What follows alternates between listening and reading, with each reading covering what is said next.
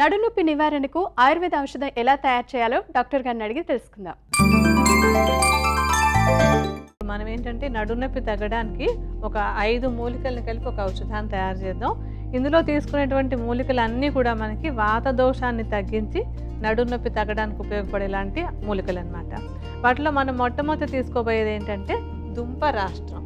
ఈ దుంపరాష్ట్రం అనేటువంటిది ఎక్కడ కీళ్ళ నొప్పులు ఉన్నా సరే అది తగ్గించడానికి బాగా ఉపయోగపడుతుంది. ఆ దుంపరాష్ట్రం మీద చాలా ప్రయోగాలు కూడా చేశారన్నమాట. ఇటీవల రీసెర్చ్లో కూడా ఈ దుంపరాష్ట్రం ఈ కీళ్ళ నొప్పులు నడుము నొప్పి అవి తగ్గించడానికి చాలా బాగా ఉపయోగపడుతుంది అనేటువంటిది ఈ పరిశోధనలో కూడా మళ్ళీ మనకి ఒకసారి రుజువైంది. ఇప్పుడు మన దగ్గర దుంపరాష్ట్రం చూర్ణం ఉంది. ఈ చూర్ణం తీసుకోమా. దాన్ని మామూలుగా అయితే ఔషధం తయారు చేసుకోవడానికి ఒక 50 గ్రాములు తీసుకోవాలి. కానీ మనం ఔషధం తయారు చూపించడం కోసం అని చెప్పి ఒక పెద్ద చెంచాడు తీసుకుని అందులో వేయండి. దుంపరాష్ట్రం తర్వాత మనకి అలాగే అంత బాగాను పనిచేసేటువంటిది ఆముదపు వేర్లు. ఆముదపు వేర్లు ఏంటంటే వాత దోషాన్ని తగ్గించడానికి మనకి బాగా ఉపయోగపడేటువంటివి. వాత దోషం ఎక్కడున్నా అంటే రకరకాల ఇతర సమస్యల్లో కూడా వాత దోషంతో ఉండేటువంటి సమస్యలన్నింటికి వాడతాం. ఇక్కడ ముఖ్యంగా మనం నడుము నొప్పి తగ్గడానికి, నడుములో ఉండేటువంటి ఆ వాత దోషం తగ్గడానికి మనం ఆముదపు వేర్లను వాడుతున్నాము. ఈ చూర్ణాన్ని మనం ఇందాకేమో 50 గ్రాములు తీసుకున్నాం కదా, దుంపరాష్ట్రం చూర్ణాన్ని 25 గ్రాముల పరిమాణంలో తీసుకోవాలి. అందుకని మీరు సగం పరిమాణంలో, ఇందాక వేసిన చూర్ణంలో సగం పరిమాణంలో ఇందులో వేసుకోండి. తర్వాత ఏ మూలిక తీసుకోబోతున్నాం డాక్టర్? తర్వాత మనకి అంటే ఇలాగే మంచి వాత దోషాన్ని తగ్గించేలాంటిది దేవదారు. ఈ దేవదారు కూడా వాత దోషాన్ని తగ్గించేటువంటి ప్రధానమైన మూలికల్లో చెప్పుకుంటాం అనమాట. దీన్నేమో దేవదారు చెట్టు యొక్క అంటే కాండంలోంచి దాన్ని తీసుకుంటాం అనమాట. అంటే బార్క్ అంటాం కదా, కాండం పైన ఉండేటువంటి పొరలు, ఆ కాండాన్ని మనం ఈ ఔషధంలో వాడుకుంటాం. దీన్ని కూడా మనం చూర్ణంలాగానే చేసుకోవాలి అన్నీ. ఎందుకంటే కషాయం కాచుకోవాలి మనం తర్వాత ఔషధాన్ని వాడుకోవడానికి. దీన్ని కూడా కొంచెం చూర్ణంలాగా చేసుకుని మిగతా చూర్ణాలతో కలుపుకోవాలి. అంటే మనం ఒక రాసిన ఒకటే ఎక్కువగా తీసుకుంటాం. దుంపరాష్ట్రం పూర్తిగా ఎక్కువ తీసుకుంటాం, మిగతా కొంచెం తక్కువగా అనమాట. ఒక 1/2 చెంచా పరిమాణంలో వేయండి అందులో. తర్వాత ఏ మూలికను తీసుకోబోతున్నారు? ఆ తర్వాత మనం తీసుకునేటువంటిది ఏంటంటే పునర్నవ. ఈ పునర్నవ ప్రత్యేకత ఏంటండి? ఈ పునర్నవ అని తెలుగులో గలిజేరు అని కూడా అంటూ ఉంటారు. ఈ పునర్నవ కూడా ఏంటంటే వాత దోషాన్ని తగ్గిస్తుంది. అలాగే ఇప్పుడు నడుము నొప్పులు అవి ఉన్నప్పుడు అక్కడ ఏదైనా కొంచెం వాపు కానీ, లేకపోతే ఏంటంటే వాపులు ఉన్నప్పుడు అక్కడ కొంత నీరు కూడా చేరుంటూ ఉంటుంది. అలా అధికంగా ఉన్నటువంటి వాపుని, నీటిని కూడా తగ్గించేసి నొప్పి తగ్గడానికి మనకి పునర్నవ బాగా ఉపయోగపడుతుంది. ఈ పునర్నవ ఏంటంటే మామూలుగా దాని మూలిక మొత్తాన్ని వాడుకుంటాం. ఇప్పుడంటే మనం ఆ మూలిక మొత్తం కాకుండా దీని కొమ్మలు ఎండిపోయినటువంటి దాన్ని తీసుకున్నాము, కానీ మూలిక మొత్తాన్ని వాడేసుకోవచ్చు. అంటే ఆకులు, కొమ్మలు, వేర్లు అన్నీ కూడా వాడుకోవచ్చు. ఇప్పుడు మన ఔషధంగా చేసేటప్పుడు కొంచెం ఎండిపోయినటువంటి ఆ కొమ్మల ముక్కల్ని వాడుతున్నాం. దీన్ని కూడా చూర్ణం చేస్తుంది. మన పునర్నవ చూర్ణం తీసుకోండమ్మా. ఇది ఎంత మోతాదులో తీసుకోవాలండి? ఇది కూడా 25 గ్రాములే. మిగతా అన్ని అంటే మన దుంపరాష్ట్రం ఒకటే 50 గ్రాములు, మిగతావన్నీ 25 గ్రాముల పరిమాణంలో తీసుకుంటున్నాం. ఇప్పుడు తర్వాత మనం ఇంకా ఆఖరిగా తీసుకునేటువంటిది ఏంటంటే గోక్షుర. గోక్షురాని మామూలుగా ఏంటంటే ఏదో తెలియని పేరు అనుకుంటారు. అందరికీ ఊళ్ళలో కూడా బాగా తెలిసినటువంటిది పల్లేరుకాయలు. ఈ పల్లేరుని ఇందులో వాడతాం అన్నమాట. ఈ పల్లేరు ప్రాముఖ్యత ఏంటంటే వాత దోషం తగ్గించడం అనేది అన్నింటికి కామను.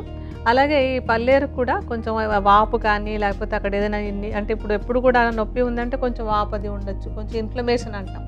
అలాంటిది ఉన్నప్పుడు అది కూడా తగ్గించి శరీరంలో అధికంగా చేరినటువంటి నీటిని కూడా తగ్గించి నొప్పిని తగ్గించడానికి బాగా సహాయపడుతుంది ఇది. పునర్నవ లేదా ఈ గోక్షరలో ఏంటంటే కాయలు ఉంటాయి. మనకి మనం తీసుకునేది కూడా కాయలే. ఈ కాయల్లోనే ఔషధ గుణాలు బాగా ఎక్కువగా ఉంటాయి. ఓకే అండి, ఇప్పుడు 5 చూర్ణాలు తీసుకున్నాము. తర్వాత ఏం చేస్తాం? వీటన్నింటిని బాగా కలిపేసేయండి. ముందు అన్ని ఒకదానితో ఒకటి కలిసేలాగా బాగా కలిపేసేయండి. బాగా చూర్ణాలన్నీ కలిసిపోవాలి. లేకపోతే ఏమవుతుందంటే మనం మందు తయారు చేసుకున్నాక ఎప్పటికప్పుడు డోస్ తీసుకోవాలంటే ఒక మూలిక చూర్ణం వస్తుంది, ఇంకో మూలిక చూర్ణం అందులోకి రాదు. అందుకోసం అన్ని బాగా కలిపేసేయాలి. కలిపేసుకున్నాక వీటిని ఏం చేయాలంటే అన్నీ కలిపి ఒక గాజు సీసాలో పోసి ఉంచేసుకోవాలి. గాజు సీసా ఇప్పుడు చక్కగా నీట్గా కొంచెం కూడా తడి లేకుండా ఉండేలాగా చూసుకుని అందులో వేసి గట్టిగా మూత పెట్టి ఉంచుకోవాలి. ఇప్పుడు ఈ చూర్ణాన్ని ఏం చేయాలంటారు? అంటే ఇప్పుడు నడుము నొప్పి సమస్య ఉన్న వాళ్ళు దీన్ని వాడుకోవడానికి ఎప్పటికప్పుడు దాన్ని ఒక కషాయం లాగా కాచుకోవాలి. కషాయం ఎప్పుడు కూడా అప్పటికప్పుడు తయారు చేసుకుని ఫ్రెష్గా తయారు చేసుకుని తాగాలన్నమాట. దీనికి ఏం చేయాలంటే ఇప్పుడు కషాయం చేసుకోవాలంటే మనం ఒక భాగం చూర్ణం తీసుకున్నట్టయితే దానికి దాదాపుగా 8 రెట్లు నీళ్లు తీసుకోవాలి. మనం సుమారుగా ఇప్పుడు ఒక పూట వేసుకోవడానికి ఒక 3 నుంచి 5 గ్రాముల పరిమాణంలో చూర్ణాన్ని తీసుకోవాలి. అంటే ఒక అర చెంచా కంటే పెద్దదిగా కొంచెం ఎక్కువగా తీసుకోండి. మన దగ్గర మన చెంచా పెద్దది కదా, అంత పరిమాణంలో తీసుకొని దాంట్లో వేయండి. ఓకే. ఇప్పుడు ఈ చూర్ణంలో 8 రెట్లు అంటే సుమారుగా ఒక 100 మిల్లీలీటర్లు అనుకోండి అప్రాక్సిమేట్గా మనం చెప్పడానికి. ఎందుకంటే మనం గ్రాములు చెప్పినప్పుడు కొలతకి తేడా ఉంటుంది. ఒక 100 మిల్లీలీటర్ల నీటిని పోయండి దాంట్లో. సరిపోతాయి. ఇంకో కొంచెం పోయచ్చు. దాన్ని బాగా కలిపేసేయండి. కలిపేసి స్టవ్ వెలిగిద్దాం.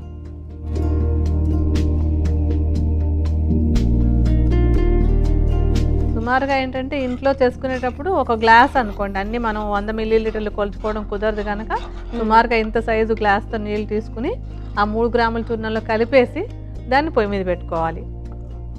స్టవ్ వెలిగించుకోండి. ఇప్పుడు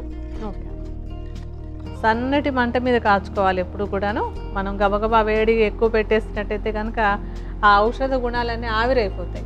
అలా కాకుండా సన్నటి మంట మీద కాచుకున్నప్పుడు ఇవాపరేట్ అయిపోకుండా ఆ కషాయంలోకి మన మందుల గుణం అంతా సారం అంతా దానిలోకి వస్తుంది అనమాట.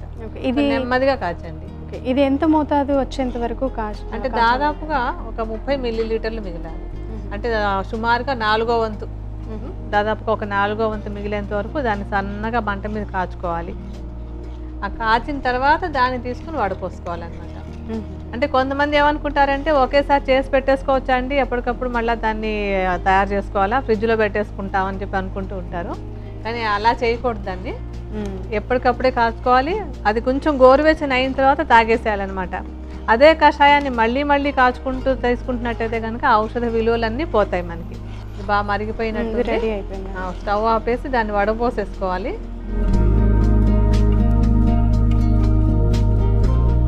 కషాయం కూడా రెడీ అయిపోయిందండి. ఇలా వడపోసేసుకుని సుమారుగా ఒక 30 మిల్లీలీటర్ల పరిమాణంలో ఆ కషాయం వెచ్చవెచ్చగా ఉండగానే తాగాలి. మరీ వేడిగా కాదు, చల్లారిపోయాక కాదు. ఏ సమయంలో తీసుకోవాలంటారు? అంటే ఆహారం తీసుకున్న తర్వాత ఒక 10 నిమిషాలకి ఈ కషాయం తీసుకోవాలి. వెచ్చగా ఉండగా తాగాలి. ఉదయం ఒకసారి, సాయంత్రం ఒకసారి, 2 పూట్ల కనుక ఈ కషాయం తీసుకుంటున్నట్టయితే నడుము నొప్పి చాలా తేలికగా తగ్గిపోతుంది. అంటే నడుము నొప్పి ఉన్నవాళ్ళు కానీ లేకపోతే కొంచెం అప్పుడప్పుడు వస్తూ తగ్గుతూ ఉన్నవాళ్ళు కానీ కొన్నాళ్ళ పాటు రెగ్యులర్గా వాడుకోవచ్చు. అలాగే నొప్పి ఉన్నట్టయితే కనుక అప్పటికప్పుడు తగ్గడానికి కూడా ఈ కషాయాన్ని రెగ్యులర్గా తీసుకోవచ్చు. దీనివల్ల ఎటువంటి దుష్పరిణామాలు కూడా ఉండవు కనుక ఎవరైనా సరే దీన్ని వాడుకోవచ్చు.